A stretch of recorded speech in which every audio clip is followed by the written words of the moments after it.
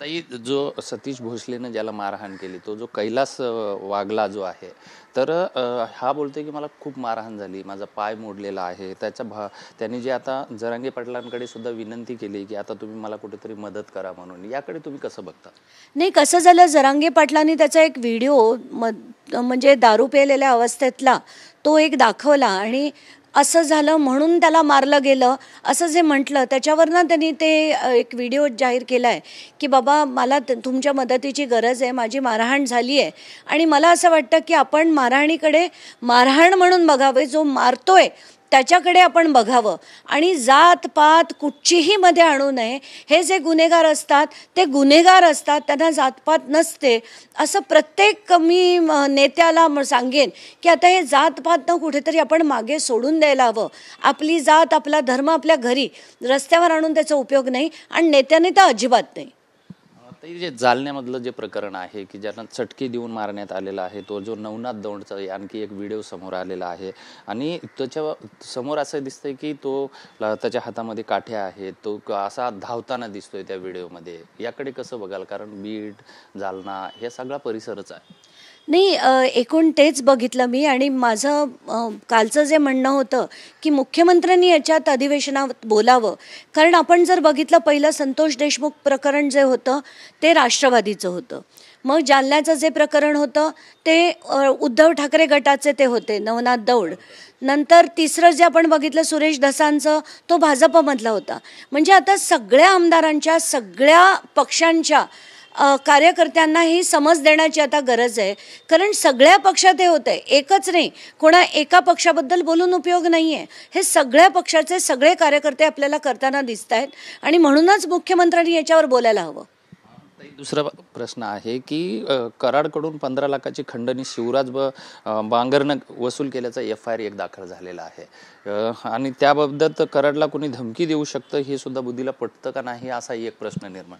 नाही, मी हे ट्विट का केलं, कारण हा जो FIR माझ्याकडे आला त्याच्यात असं म्हणण्यात आलं होतं की एक कोण टायपिस्ट होता जगमित्र शुगरमधला आणि त्याच्याकडे एक माणूस येतो आणि सांगतो की मला 15 लाख दे. तर म्हणे वाल्मिक कराडने द्यायला सांगितलेत. आणि तो माणूस जेव्हा हे सगळं दाखवतो, ज्याच्याबद्दल बोलतो, तर तो टायपिस्ट असं सांगतोय की हा माणूस माझ्याकडे आला, मी वाल्मिक कराडना फोन केला, वाल्मिक कराड म्हणतात हो, हा माणूस मला फोन करून आणि व्हॉट्सॲपद्वारे त्रास देतोय, तर याला 15 लाख दे. म्हणून मी तिजोरीतले जगमित्रचे 15 लाख काढून त्या माणसाला दिले. आणि त्यानंतर सुद्धा तो माणूस सारखा फोनद्वारे त्रास देत होता. म्हणून मी असं ठरवलं की आता FIR करणं गरजेचं आहे. हे सगळं जेव्हा बाहेर येत आहे, मला नाही वाटत की कराडसारख्या व्यक्तीला कोणी खंडणी मागू शकत असेल. आणि कराडसारखा व्यक्ती ज्याची दहशत इतकी मोठ्या प्रमाणावर आहे, कुठे ना कुठे त्यांनी अडकवण्यासाठी, कारण आपल्याला माहिती आहे सगळी पोलीस यंत्रणा त्यांच्याच दिंडीला असते, तर म्हणून असं जर केलं असेल तर कुठे ना कुठे कोणाला अडकवण्यासाठी हे केलं गेलं आहे का, ह्याच्यावर माझं आता काम चालू आहे. कारण जेवढे लोक त्यांच्या विरोधात असायचे त्यांना अडकवण्यासाठी अनेक खोटे FIR झालेत अशी माहिती मला मिळाली. त्याच्यापैकीच एक हा आहे का, असं याच्यावर माझा तपास चालू आहे. आता म्हणजे ह्या सगळ्या गोष्टी जर आपण बघितला तर ही जी व्यवस्था चालली की पैसा उधळणे, मारहाण करणे, महिलांच्या बाबतीच्या अन्याय अत्याचार, हाच माझा शेवटचा प्रश्न आहे. ही कशा पद्धतीनं आता ह्याचं आज महिला दिनानिमित्त सांगाल तुम्ही? नाही, मला असं वाटतं आत्ताच्या घटकेला ना खूप मोठं कोर्स करेक्शन करण्याची गरज आहे महाराष्ट्रात. कारण आपण ज्या दिशेने चाललो आहे त्या दिशेने आपण आपला देश काय, राज्य काय नेऊ शकत नाही. आणि गरीब माणसं आहेत, साधारण माणसं आहेत, त्यांना न्याय मिळवून देण्यासाठी कोणीच प्रयत्न करताना हे कोणीही लोकप्रतिनिधी दिसत नाही आहेत.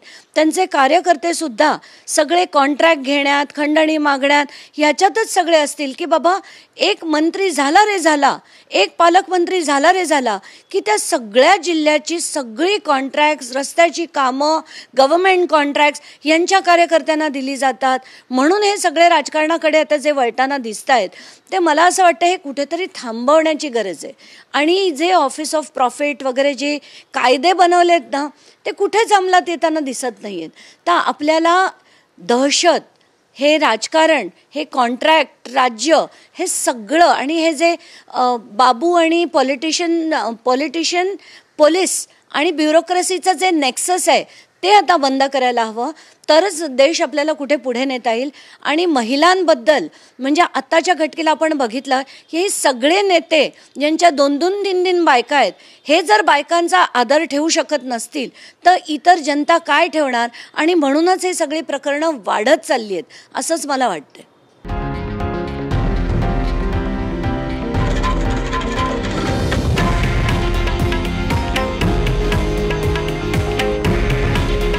हे आहे देशातील नंबर 1 न्यूज नेटवर्क आणि आपण पाहत आहात TV9 मराठी.